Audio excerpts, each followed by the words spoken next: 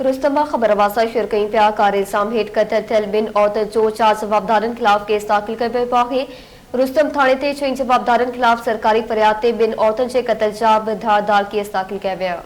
मक़तूला औरत अयाज़ा ख़ातून जो क़त्ल केस अमीर अली जतोई ऐं क़ाइम जतोई ख़िलाफ़ दाख़िल कयो वियो आहे। औरत नवाब ख़ातून जे क़त्ल केस में शहज़ोर जतोई ऐं घोड़ियल जतोई खे नामज़द कयो वियो आहे।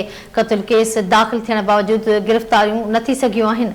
अहम ख़बर हिकु भेरो ॿीहर अवां कंदासीं। रुस्तम खां 11 इल्ज़ाम हेठि क़त्ल थियल ॿिनि औरतुनि जो 4 जवाबदारनि ख़िलाफ़ केस दाख़िल कयो आहे। रुस्तम थाणे ते 4 जवाबदारनि ख़िलाफ़ सरकारी फ़रियाद ते ॿिनि औरतुनि जे क़त्ल जा 2 धारदार केस दाख़िल कया विया आहिनि।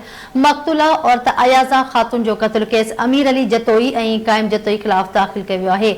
औरत नवाब ख़ातून जे क़त्ल केस में शहज़ोर जतोई ऐं घोड़ियल जतोई खे नामज़द कयो वियो आहे। क़त्ल केस दाख़िल थियण बावजूदि गिरफ़्तारियूं न थी सघियूं आहिनि। अवां खे ख़बर ॾेई पिया रुस्तमा कार इल्ज़ाम हेठि क़त्ल थियल ॿिनि औरतुनि जो 4 जवाबदारनि ख़िलाफ़ केस दाख़िल कयो वियो आहे। रुस्तम थाणे ते 6 जवाबदारनि ख़िलाफ़ सरकारी फ़रियाद ते ॿिनि औरतुनि जे क़त्ल जा बि धारदार केस दाख़िल कया विया आहिनि।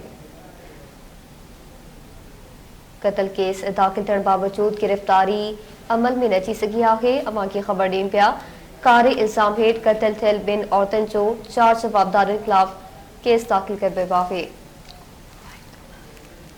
तफ़सील मलकंदासीं पपन जागीराणी खां। जी पपन जागीराणी आगाह कजो। हाजी रोस्तम ॻोठ सुल्तान कमालानी जतोई में ॿिनि औरतुनि जा क़त्ल जा 2 धारदार केस रोस्तम थाणे ते 4 जवाबनि ख़िलाफ़ सरकारी मुद्दत में दाख़िल किया विया आहिनि। मक़तूला औरत अयाज़ा ख़ातून जो क़त्ल केस अमीर अली जतोई क़ाइम जतोई ते दाख़िल कयो वियो आहे।